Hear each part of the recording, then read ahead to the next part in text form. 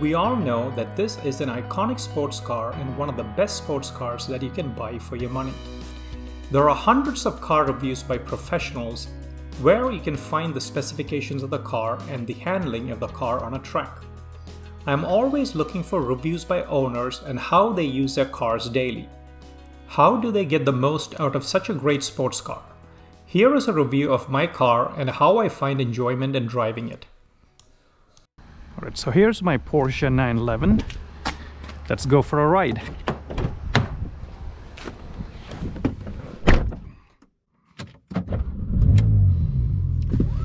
This is the 991.2 generation Porsche 911. Thankfully, most of the gauges are still analog. This one here is digital, and you can pull up a lot of information there. And in this generation, thankfully, you can still see all the 5 gauges through the steering wheel. In the newer generation 911, the last 2 gauges are harder to see because they're placed, further apart, and the steering wheel blocks them from view. Obviously, the interior of the newer 911s are much more modern looking. Now you can scroll through different settings and screens, including the navigation screen on this display. I personally like to leave it in the tire pressure monitoring screen. That's because it gives me a lot of information about the car. I have the tire pressure set to the Porsche recommended comfort settings, which is 28 in the rear and about 26 in the front. And that gives me a lot of information about the car. For instance, today is a very cold morning. It's below freezing outside.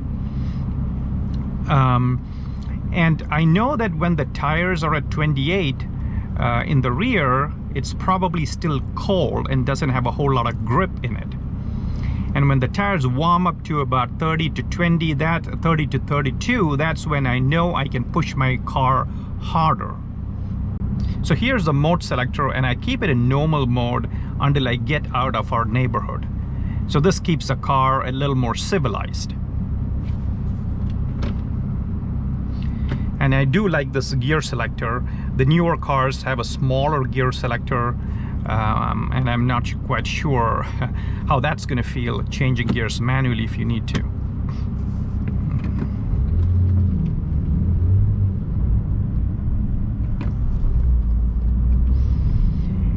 And as you can see, the tire pressure monitor has populated.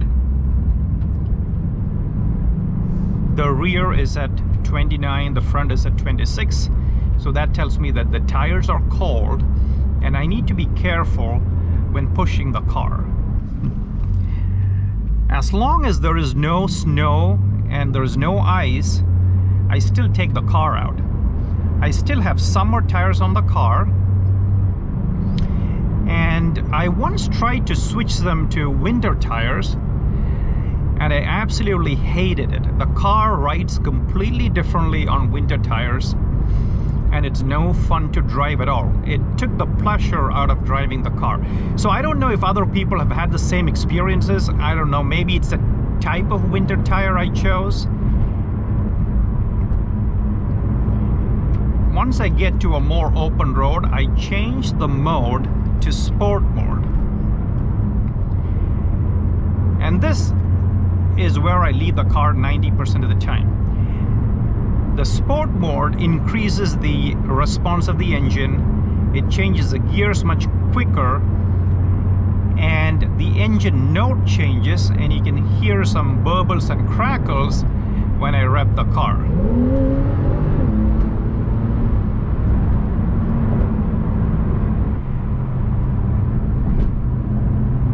When it's early morning like this, and when the tires are cold, it's easy to do a power slide. So on a mid corner, if I jab the throttle, I can get the rear of the car to step out. And that's that's a lot of fun. Okay, if you haven't tried that, it's pretty safe to do. This car is very controllable. So when there's no traffic around, at a corner like this, when there's no cars around, I can get the rear out. So let's see if we can do that. Now the tires are cold, so it should be easier to do than when the tires are warmer.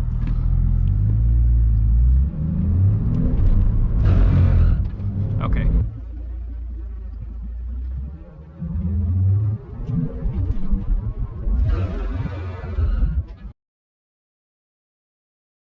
I don't know if you saw that. That was a lot of fun. Okay, this is how you can have a great deal of fun in your car without taking it to the track. Because let's be honest, most people drive this car on public roads. They take it to work. And you still need to be able to enjoy your car every day, because this is such a great car. If you're spending this kind of money on a car like this, you don't want to keep it in your garage most days of the year. So I don't know how most people use this car. I'd be interested to know.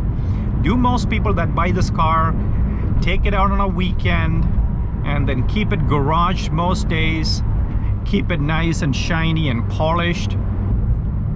Because in my opinion, if you're not using this car every day and not using it to its fullest potential, it's just a waste of money.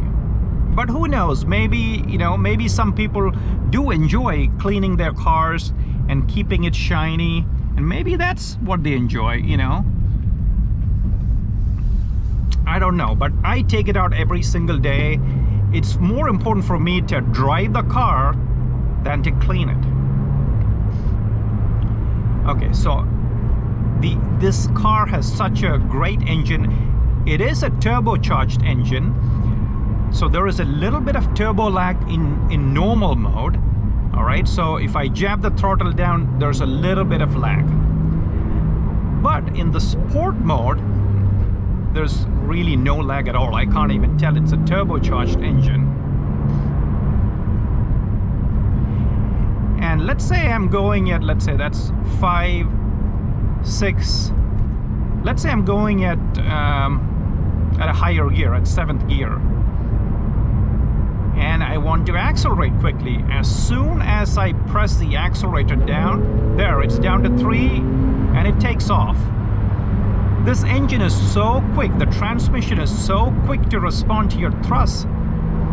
It's simply amazing.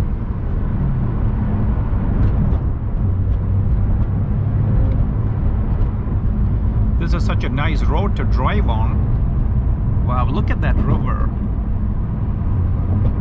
Beautiful.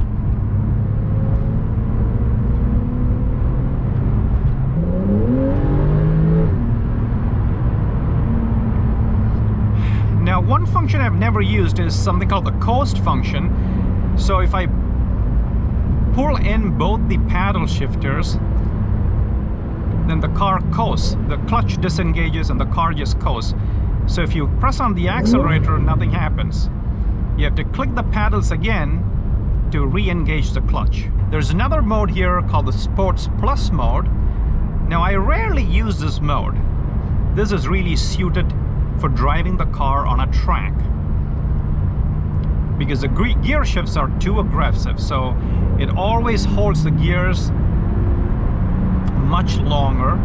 And then if I decelerate, the car thinks that I'm coming to a corner, and then I'm going to accelerate again, so it shifts down very aggressively. See, it's already down on the 2nd gear, and boom, it just takes off. The car just takes off. So I rarely use the Sports Plus mode, and when you use the Sports Plus mode, the suspension firms up automatically. Obviously, you can take this off as well. This car is really comfortable. I use it every single day. I've gone on 100, 200 miles in this car with no issues at all. And obviously, comfort is relative. It's not as comfortable as my Audi A8, but it is very comfortable. Now, most of these cars come with a standard PASM suspension. I don't have the sports PASM suspension which lowers the car by about 10 millimeters and makes the suspension a little stiffer. So I don't know how that car will be to drive daily, but this is very comfortable. This car is very composed over bumps. So on a bad road, this car still remains very flat. And it's very confidence inspiring. I have the 18-way comfort seats, and the seats are absolutely great. I do not have the sports exhaust, which I don't know, if I were to do this all over again, that may be one option I might get. But I have read in reviews that it may not make much of a difference in how the engine sounds. I don't know. Maybe someone with the sports exhaust can let me know. But the standard exhaust sounds pretty good. You do have to push the car hard for the engine to come to life, and there you go.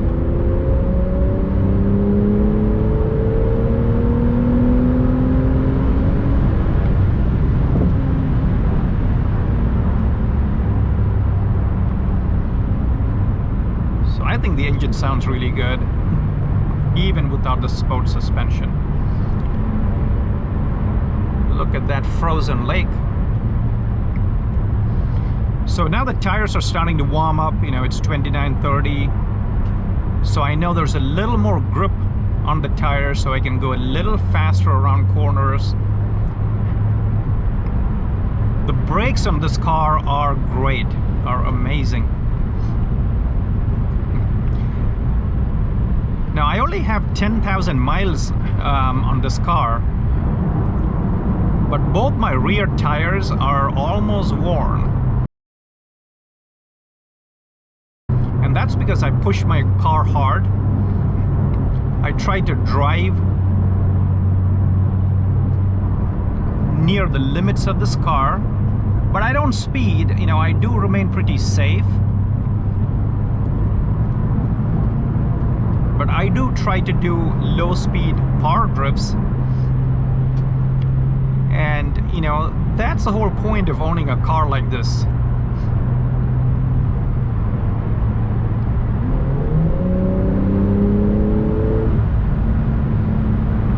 I really don't believe in babying the car and, you know, keeping it as a garage queen. This car is meant to be driven.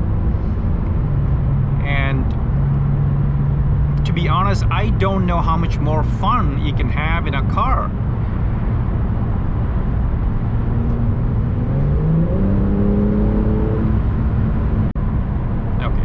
See, this is a fairly low-speed corner. There's so much grip on the rear tires, and it's 28 degrees outside. The options I have in my car, obviously I have the Sports Chrono package, which I think is a must. I do have blind spot warning, which is important. And I have the 18-way adjustable seats.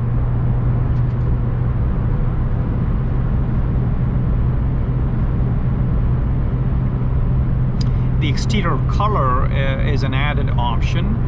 The color is called Carmine Red, and I think it's a gorgeous color. Boy, how much more fun can you have? Really, if you're a car guy and you have a fun car, no matter what it is, you need to drive it every day. You need to push the car to its limits.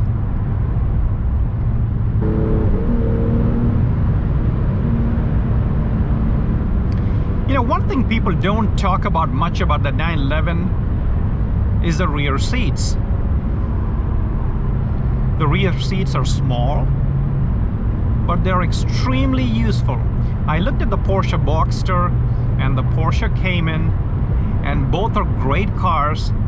I would have got one of them, but the main reason I got the 911 is because of the rear seats. This makes the car so much more practical. I can come back from work, and on my way home I can pick up my son, who is 9 years old, and he fits perfectly in the rear seats.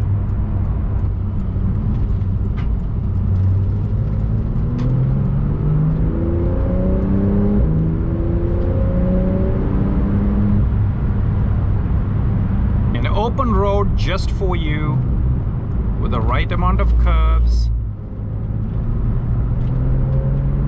Boy, see, it's 28 degrees outside and the car still grips so well. I don't have a rear wheel steering. This car is so small that I'm not entirely sure you need it. I don't miss it. And honestly, I feel the more options you get, the less fun the car may be. Also, you know, it adds more complexity to the car and there's more chances of things breaking down. I've been so tempted to get the newer 911s, the 992 version, but there's so much electronics in the car and I'm really hesitant to get the first version of the car. You know, I'm probably going to wait a year or two for them to iron out all the bugs in the car, and then maybe. The car is so precise, the steering is so precise, and when you drive, you know exactly what all four wheels are doing. The view out front is great. You can see the hunches of both the bumpers on front, and that gives a good reference point as to where the wheels are. I try to sit as low as possible in the car, and the ideal position when you drive should be a little bit of flex in your elbow. And this is about the right length for the steering wheel. There you go. I'm clipping an apex. There's another apex. And in a lot of other cars, BMWs, Audis, as soon as you switch the car off, the car automatically goes into park. So this one, you have to manually put it in park. Otherwise, the car will roll off. As you walk away, if you feel the urge to turn back and look at your car and then admire it for a minute, then you know in your heart that you have made the right decision in choosing a car.